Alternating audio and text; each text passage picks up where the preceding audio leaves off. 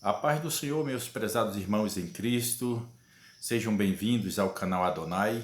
Estamos com mais um vídeo levando a você, e dessa vez não é sobre mensagens, né? Não é pregação, não é ensino, e simplesmente uma curiosidade ou umas curiosidades, mas acerca da Bíblia, é claro. Afinal, o canal Adonai ele é simplesmente para ser falado coisas a respeito da Bíblia, coisas que venham edificar, transformar, restaurar, combater heresias, e esse é o objetivo do canal.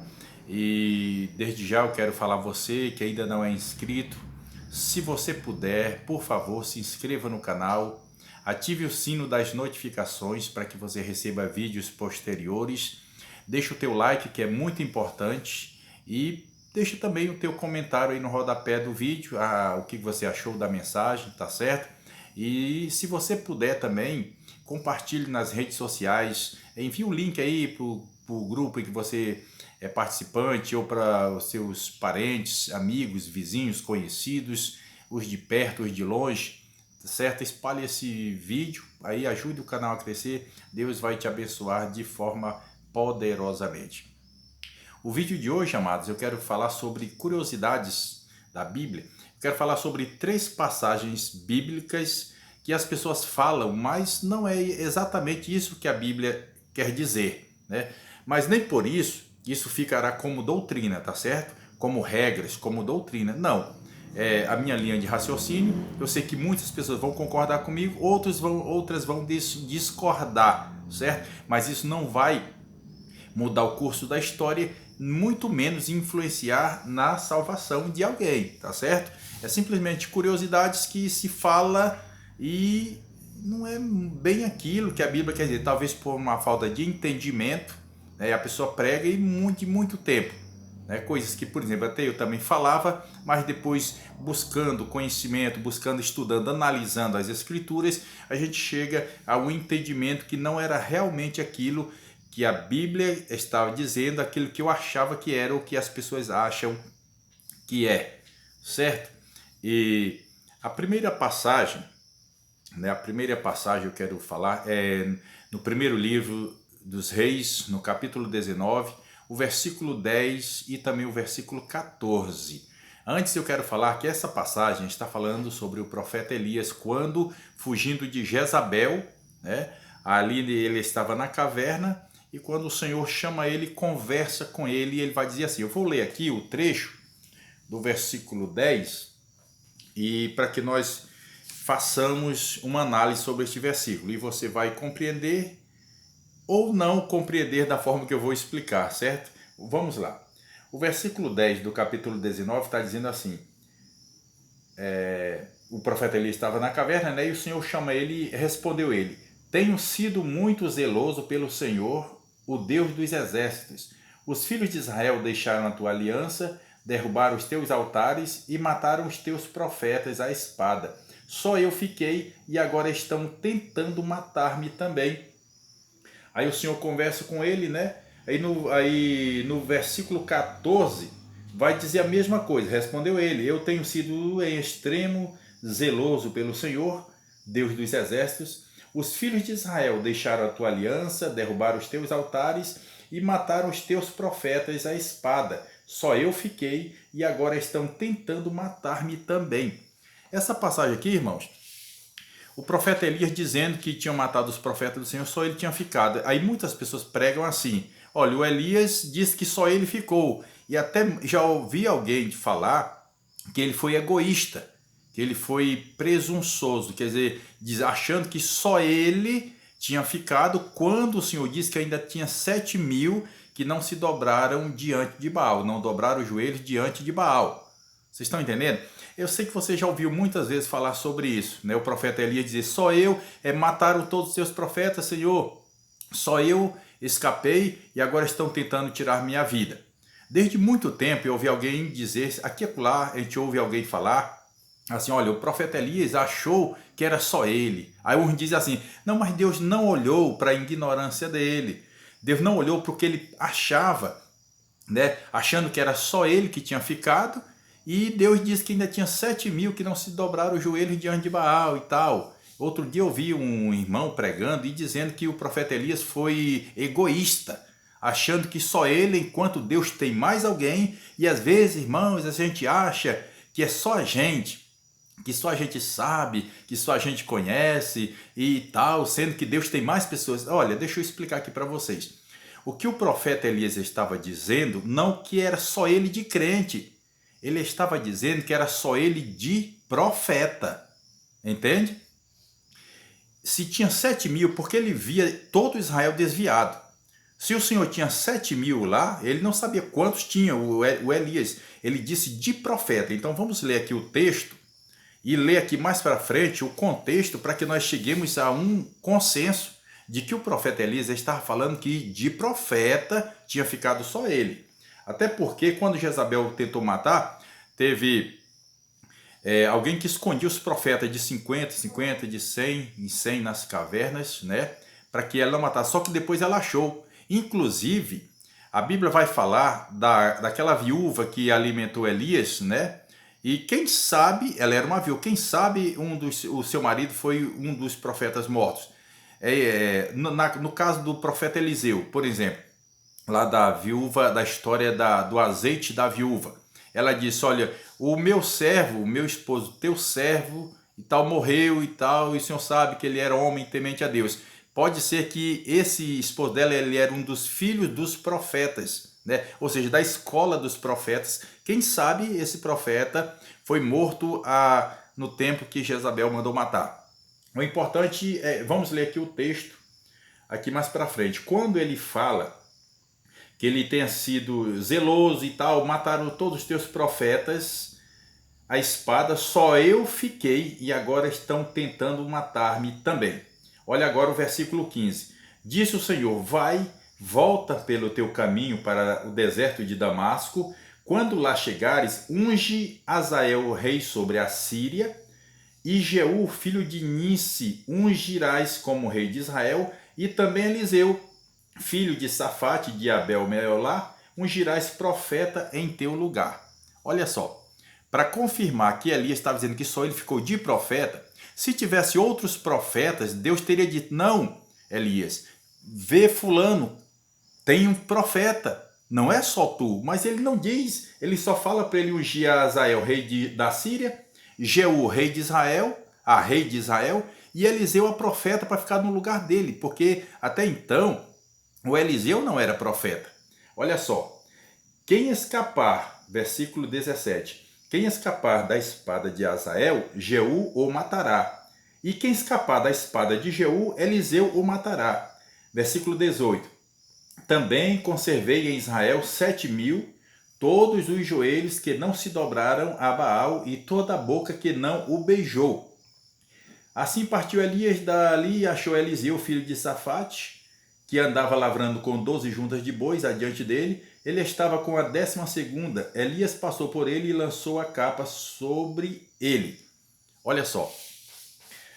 Quando ele diz que mataram, derrubaram os teus altares, mataram todos os teus profetas, só eu fiquei e querem tirar minha vida. O que é que o Senhor disse para ele?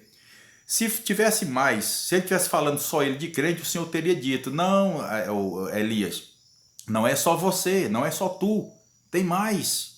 Mas o Senhor não diz isso, antes o Senhor diz assim, olha, volta pelo deserto de Damasco, unge Azael sobre rei da Síria, unge Jeú sobre rei de Israel e unge Eliseu como profeta para ficar no teu lugar, porque só tinha Elias de profeta. E em passagem nenhuma da Bíblia, nem no Velho Testamento, nem no Novo Testamento você vai achar algo parecido, algo que dê luz a dizer que Elias estava enganado, equivocado. Quando o Senhor disse que ainda tinha 7.000 que não se dobraram diante de Baal, eram simplesmente 7.000 crentes, não profetas. Não era profeta, não tinha nenhum profeta no meio deles. Tinha 7.000 pessoas crentes, pessoas íntegras, pessoas que preservaram a sua vida a não adorar Baal, e sim adorar somente ao Senhor. Agora, de profeta, só tinha o Elias. É tanto que ele diz, olha, vai unge Eliseu, profeta, para ficar no teu lugar. Certo? Então, em momento algum, o profeta Elias se enganou ao dizer que só tinha ele de profeta. Ele não estava dizendo com presunção, como muitos dizem, com egoísmo, dizendo só eu fiquei, Senhor. Não, só eu fiquei de profeta. Entenderam? Só ele ficou de profeta. Sobre os 7.000 eram os crentes que não eram profetas, simplesmente crentes que não se dobraram os joelhos diante de Baal. Se ficou esclarecido, amém. Se você não entendeu e continua achando que o Elias foi egoísta, tudo bem, é um direito seu, pense, mas eu sei que alguém vai entender essa parte que Elias estava dizendo que ele ficou de profeta, certo? E somente ele de profeta, porque os outros foram mortos à espada. Essa é a primeira passagem que as pessoas falam, né, até acusando o profeta Elias dizendo de egoísmo, mas não, ele ficou somente de profeta. A segunda passagem está no livro de João, no capítulo 5 e o versículo 39, quando fala sobre Jesus falando sobre examinar as escrituras. Vamos ver o que vai dizer aqui. João, o Evangelho de João, capítulo 5, versículo 39. Examinais as escrituras, porque pensais ter nelas a vida eterna, e são essas escrituras que testificam de mim. Aí as pessoas falam isso já de muito tempo, até eu quando era assim mais novo, eu achava que era isso mesmo. As pessoas diziam assim, ó, Jesus está mandando examinar as escrituras, ó, examinai as escrituras, examinai as escrituras, Jesus está mandando examinar as escrituras, mas na verdade, o texto aqui, Jesus não está mandando examinar as escrituras, certo? Nós podemos ver no contexto para entender que Jesus não estava mandando, ele estava dizendo que os fariseus, as pessoas dele, eles examinavam as escrituras. Olha só, vamos ver antes do versículo 39, olha o que ele está dizendo assim. Ele está conversando, exortando aos escribas e fariseus, porque eles não queriam receber Jesus. Eles não queriam aceitar a mensagem de Jesus. Aí Jesus estava falando para eles o seguinte, ó, o versículo 37. E o Pai que me enviou, ele mesmo testificou de mim. Vós nunca ouviste a sua voz, tampouco viste a sua forma. E a sua palavra não permanece em vós, pois não credes naquele que ele enviou. Aí o que ele diz? Examinais, veja bem, não está examinai, está examinais as escrituras, porque pensais ter nelas a vida eterna, e são essas escrituras que de mim testificam. Agora olha só, o versículo 40. Contudo, não queres vir a mim para terdes vida. Então o que Jesus quer dizer? Quando ele fala examinais as escrituras, ele está dizendo assim, vocês examinam as escrituras, porque vocês pensam que tem nela a vida eterna, e são essas mesmas escrituras que de mim testificam, contudo não quereis vir a mim para terdes vida. Ele está dizendo, ele não está mandando examinar, ele está dizendo, vocês examinam as escrituras, vocês consultam as escrituras, e vocês sabem que ela testifica de mim, porque vocês sabem que nas escrituras tem a vida eterna, só que vocês não veem a mim, vocês não creem em mim, vocês não aceitam em mim. É como ele está dizendo, então não adianta nada, vocês examinam, contudo vocês não creem em mim. É isso que Jesus está dizendo. Jesus está dialogando com eles, dizendo que eles conhecem as escrituras, que eles examinam, que eles estudam as escrituras, contudo não creem nele, certo? Então ele não está mandando examinar as escrituras. Ele está dizendo, repito, conversando com eles, dizendo que eles examinam, eles estudam as escrituras têm nelas a vida eterna, testifica dele, contudo eles não creem, o versículo 40 fecha, contudo eles não creem, né? Contudo, não quereis vir a mim para terdes vida, ou seja, vocês não querem crer que eu fui enviado do Pai. Amém? A terceira coisa, a terceira passagem que se fala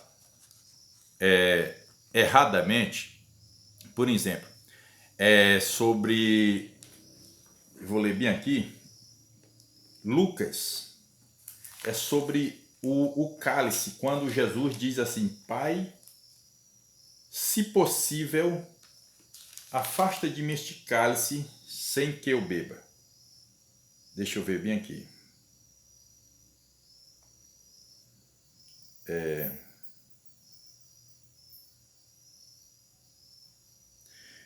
Lucas capítulo, na verdade fala nos 3 evangelhos, né? Os evangelhos sinóticos, Mateus, Marcos e Lucas. Eu vou ler aqui Lucas capítulo 22 e o versículo 41. Afastou-se um pouco deles e colocando-se de joelhos orava. Versículo 42, dizendo: Pai, se queres, passa de mim este cálice, todavia não se faça a minha vontade, mas a tua. Essa passagem, irmãos, que muita gente grande, prega sobre isso, quando Jesus diz: Pai, afasta de mim esse cálice, ou passa de mim este cálice, sem que eu beba. Passa de mim este cálice, contudo, não seja como eu quero, mas como tu queres. Outros evangelhos falam: contudo, não se faça a minha vontade, mas a tua vontade. E muita gente diz que quando Jesus diz: passa de mim este cálice, ele está dizendo: eu não quero ir para a cruz. Você já ouviu alguém pregar isso?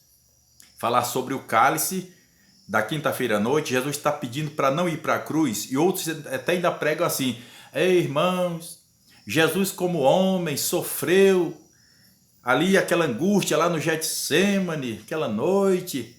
Ele pediu para o Pai para não ir para a cruz, irmãos, tamanho era o sofrimento.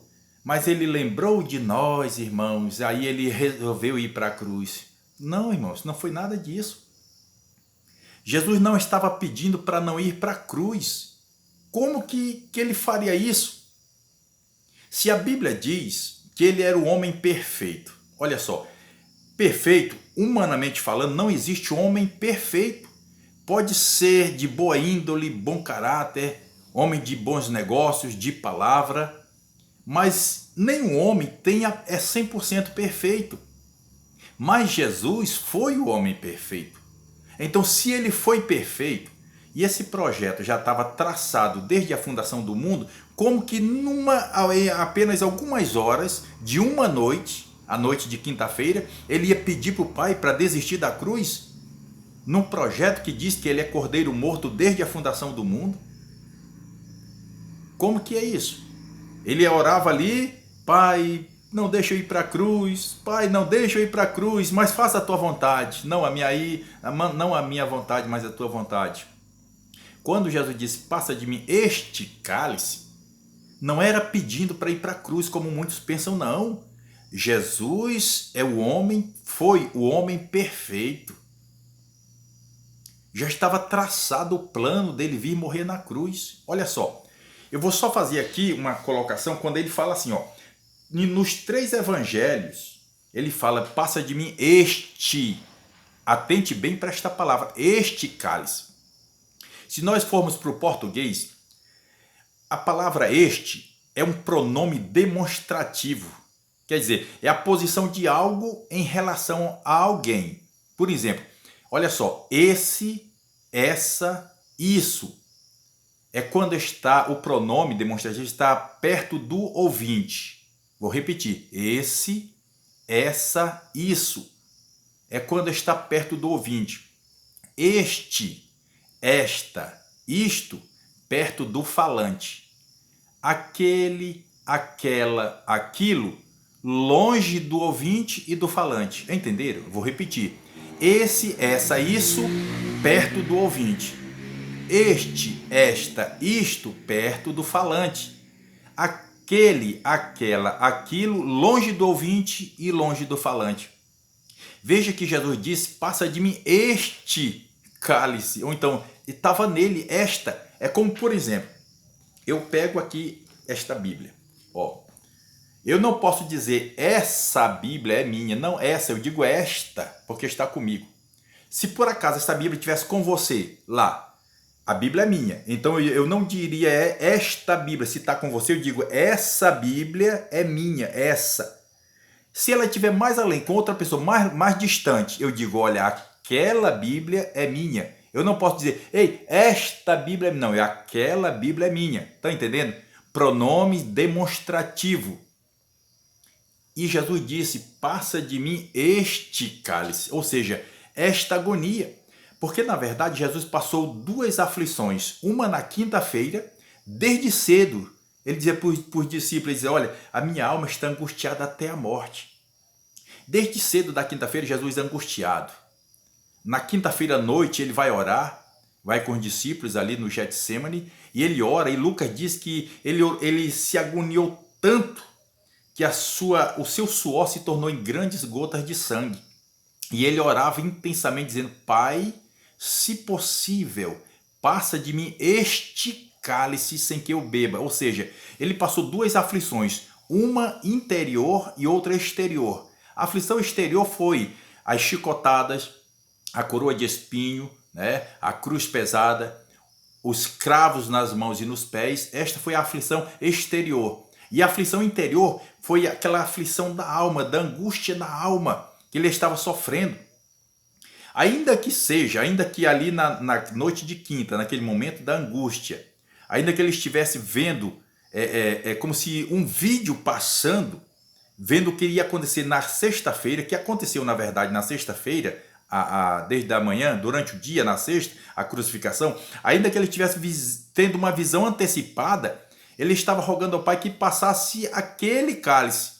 É como se ele dissesse: Pai, já que vai acontecer amanhã, então passa esta hora de mim, passa este cálice, porque na verdade foram dois cálices, o da quinta-feira à noite, aquela angústia, e o cálice da sexta que ele bebeu, a cruz, a coroa, né? Os cravos, a lança, as chicotadas, né? Isso foi a aflição exterior, foi o cálice da sexta. E na quinta, veja bem que ele diz: passa de mim este cálice. Ou seja, sabe o que era aquele cálice? Era a ira de Deus derramada, que era para ser derramada sobre a humanidade, estava sendo derramada nele, Jesus. Então, tamanha agonia pela ira de Deus que ele estava passando, como eu digo, ainda que seja a aflição que ele passou na sexta, ele estava sentindo agora. É tanto que ele não diz: passa de mim esse cálice, Pai. Ele diz: passa de mim este cálice. Ou seja, passa de mim esta agonia, passa de mim esta aflição. Pai, por que este desprezo? Por que me abandonaste? Eu estou sofrendo tanto esta agonia. Passa de mim esta agonia. Passa de mim este cálice. E depois ainda disse: não, mas se for da tua vontade, não a minha vontade. E foi da vontade do Pai que ele passasse aquela aflição na quinta e depois sofresse a qual ele já veio preparado para a sexta que aconteceu. Irmão, estão entendendo? Então, quando ele dizia: Pai, passa de mim este cálice, ele não estava pedindo para não ir para a cruz. Ele não está dizendo: passa, tira esse projeto, tira, Pai, esse plano que fizemos, tira, eu não quero mais ir para a cruz. Não era isso. Se ele era o homem perfeito, ele jamais iria falhar num momentinho só. Se ele não tinha recebido nenhuma chicotada, não tinha recebido a coroa de espinho, não tinha recebido a cruz ainda, já estava desistindo, que Jesus fraco é esse? Você está enganado, meu irmão, minha irmã, quando pensa dessa forma. Ele não tinha nem recebido ainda uma chicotada sequer, já estava desistindo da cruz? Não, ele não estava querendo. Quando ele diz: passa de mim este cálice, ele estava dizendo: passa de mim esta agonia, passa de mim esta aflição. Este momento passa de mim, esta aflição que eu estou sentindo agora, mas seja feita a tua vontade e não a minha vontade. No livro de João, ali na passagem de João, quando ele sai dali do horto do Getsemane, que ele vai e vem ao seu encontro os soldados, e ele já pergunta: a quem buscais? E eles responderam: a Jesus o Nazareno. Ele diz: sou eu. Quando ele fala assim, os soldados caem, né? Como se um choque que levaram, eles caem. Olha, se Jesus, a Bíblia fala que ele orou 3 vezes a mesma coisa: passa de mim este cálice, passa de mim este cálice, passa de mim este cálice. Se ele orou 3 vezes, se fosse para não ir para a cruz, na hora que ele disse: sou eu, que os soldados caíram desacordados, ele poderia ter corrido e se escondido. Pai, vieram me prender e tal. Se já tinha orado 3 vezes, o que custava ele orar 4? Não deixa eu ir para a cruz, pai, vieram me prender. Não tem lógica. Então, quando ele diz: passa de mim este cálice, ele estava dizendo: passa de mim esta agonia, esta aflição, esta angústia, entenderam? Pronome demonstrativo, né? Posição de algo em relação a alguém. Pai, este cálice, esta agonia, amanhã O projeto é para amanhã, Pai, que eu vou cumprir. Então esta da agora, desta hora, passa de mim, mas se seja feita a tua vontade. Orou 3 vezes, o Pai não passou, começou com os discípulos, se entregou, né, e para ser crucificado. Olha só para conferir o que eu estou dizendo, para depois você não falar, não, mas isso é o raciocínio dele. Eu vou ler aqui uma passagem aqui, algumas passagens em Mateus. Por exemplo, Mateus capítulo 26. Vamos lá. Mateus capítulo 26 e o versículo 2. Olha o que Jesus está dizendo. Sabeis que daqui a 2 dias é a Páscoa, e o Filho do Homem será entregue para ser crucificado. Então ele está consciente disso. Para isso ele veio. Vamos mais para frente? Lucas. Vamos aqui em Lucas. Lucas no capítulo 9. Lucas capítulo 9. E o versículo 22, vamos ver o que vai dizer o versículo 22.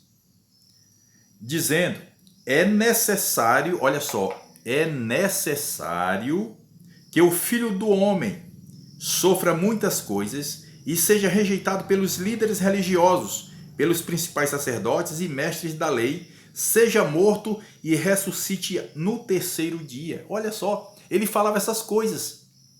Porque diz, é necessário que isso acontecesse. E como ele ia desistir da cruz em apenas algumas horas, numa noite de quinta, uma noite anterior ao projeto que veio desde a fundação do mundo, não tem lógica, irmãos.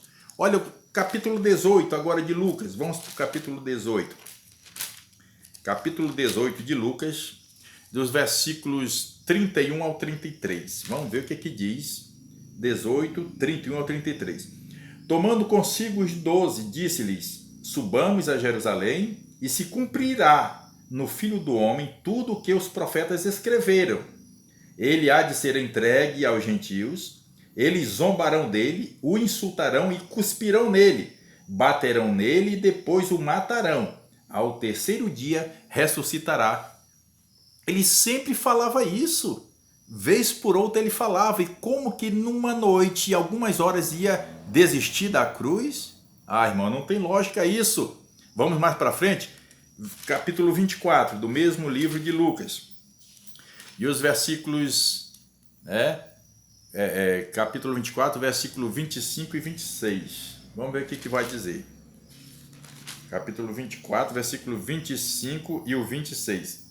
Então Jesus lhes disse, ó tolos e tardios de coração, para crerem tudo o que os profetas disseram. Não era necessário que o Cristo padecesse estas coisas e entrasse na sua glória? Ele falando aos discípulos já no caminho de Emaús, né, depois da ressurreição, conversando com eles, ó nécios de coração, não era necessário que o Filho padecesse, morresse e ao 3º dia ressuscitasse e entrasse na sua glória? Então tudo estava escrito, irmãos. E jamais ia desistir. Vamos para João. João no capítulo 13. João, só para a gente confirmar aqui essas passagens, do que está dizendo que Jesus não estava desistindo da cruz coisa nenhuma, irmãos. 13:33, o que diz aqui? Filhinhos, ainda por um pouco estou convosco, vós me buscareis. E o que eu disse aos judeus, eu digo a vós também, agora, para onde eu vou, vós não podeis ir. Já estava tudo certo, decretado. Ele ia morrer, ele ia para a cruz. E ele estava dizendo que essas coisas tinham que acontecer.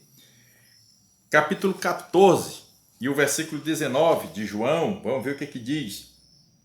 Ainda um pouco e o mundo não me verá mais, mas vós me vereis, porque eu vivo, vós também vivereis. Olha só que Jesus falando. Essas coisas tinham que acontecer, irmãos. Capítulo 17 de João e o versículo 13, olha o que ele vai dizer.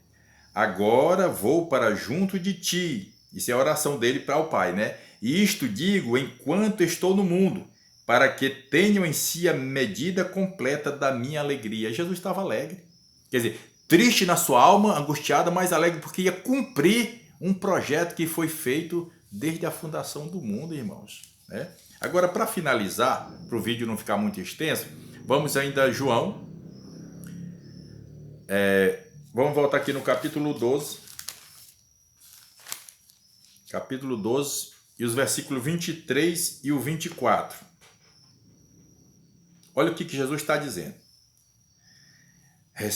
Jesus respondeu: é chegada a hora em que o Filho do Homem será glorificado. Aqui porque, irmão, está falando que alguns gregos encontraram Filipe e eles disseram: Senhor, mostra-nos Jesus, nós queremos ver Jesus. Aí Filipe vai e conversa com Jesus que os gregos querem vê-lo, querem conhecê-lo. Aí ele se alegra com isso, ele diz assim, ó: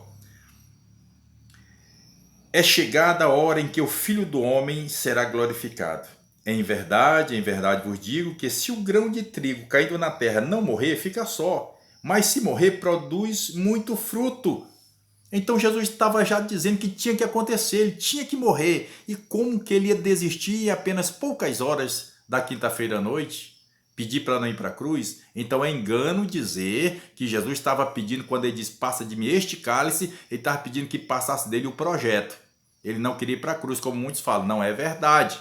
Versículo 27 e 28 do capítulo 12. Ó, agora o meu coração está angustiado. E que direi? Pai, salva-me desta hora?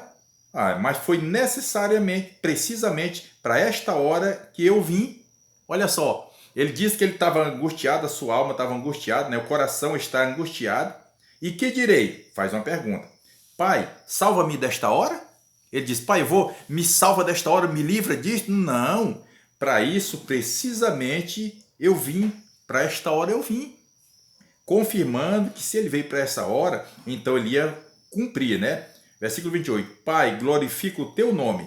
Então veio uma voz do céu, já o glorifiquei e outra vez o glorificarei. Ou seja, já estava glorificado Jesus, porque daquele momento, quando ele ressuscitou, já recebeu o seu corpo glorificado como era, certo? Então Jesus, em momento algum, irmãos, ele projetou em desistir da cruz. Não. Pai, passa de mim este cálice, quer dizer, passa de mim esta agonia, esta aflição, passa de mim esta angústia, certo? Passa de mim este cálice, porque o da sexta ele bebeu, que já estava projetado desde a fundação do mundo. Amém? Que Deus abençoe a cada um de vocês, em nome de Jesus.